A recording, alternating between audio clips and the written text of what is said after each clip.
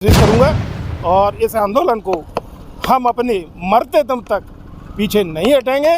चाहे हमें इस आंदोलन के लिए सिंध बॉर्डर की तर्ज पे हमें ये आंदोलन करना पड़ा तो उसमें भी हम पीछे नहीं हटेंगे। और देगा कौन? फिर क्या वो अपना गन्ना की कौड़ियों के दाम बेचेगा? नहीं। अगर आप एमएसपी की गारंटी दें कृषि मंत्री जी कि हम एमएसपी पे यह गन्ना खरीदेंगे तो हमारे किसान भाई ये गन्ना लगा। शक्कर कारखाना बचाओ संघर्ष समिति के कोषाध्यक्ष हमारे साथ इस वक्त मौजूद हैं। कारखाना की संघर्ष समिति आज जनजागरण यात्रा निकाल रही है और मेरे साथ वो भामाशाह हैं जो अपने कोष को खोलने में पीछे नहीं हटते।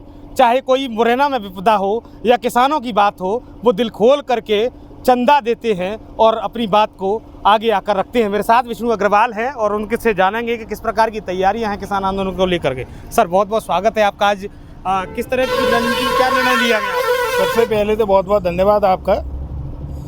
आज हमने जो है जन जागरण के यात्रा के माध्यम से गांव-गांव हम जो है पूरे ज़िले में जाएंगे और वहां जाकर किसानों से अपनी बात रखेंगे, क्योंकि 21 तारीख को हमारे जो है किसान यूनियन के अध्यक्ष माननीय राकेश टिकैत जी आ रहे हैं।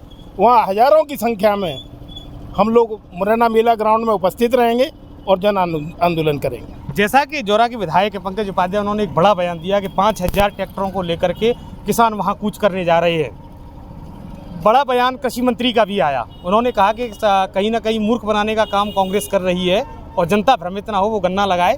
तो उस पर क्या कहेंगे आप? देखिए, जो माननीय कृषि मंत्री जी ने कहा है कि किसान गन्ना बोए, मैं पूछना चाहता हूँ माननीय कृषि मंत्री जी से कि आपने ये बात कह दी कि किसान गन्ना लगाए। किसान तो गन्ना लगा लेगा, उगा भी लेगा, लेकिन उसको खरीदेगा कौन?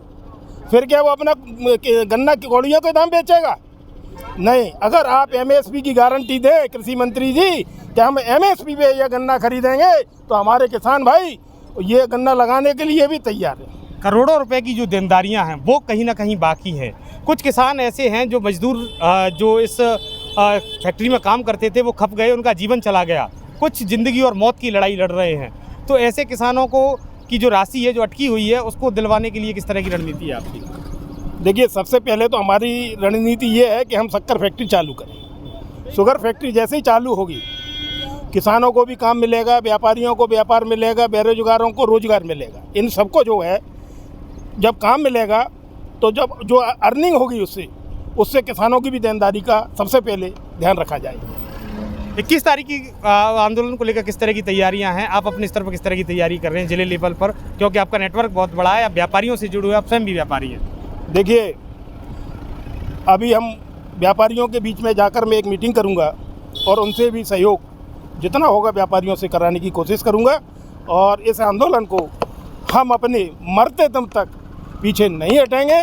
चाहे हमें इस आंदोलन के लिए सिंध बॉर्डर की तर्ज पे हमें ये आंदोलन करना पड़ा तो उसमें भी हम पीछे नहीं हटेंगे और हमारे सारे व्यापारी इसमें सहयोग करेंगे। बहुत बहुत धन्यवाद। तो ये थे कांग्रेस नेता विष्णु अग्रवाल, जिनका सीधे तौर पर कहना है कि सिंधु बॉर्डर की तरह भी किसानों के साथ हमको आना पड़े तो हम पीछे नहीं हटेंगे। ये लड़ाई आर पार की है और शक्कर कारखाना चालू करवा के रहेंगे। कैमरा पर्सन ऋषि के साथ सत्येंद्र सिंह, केलारस।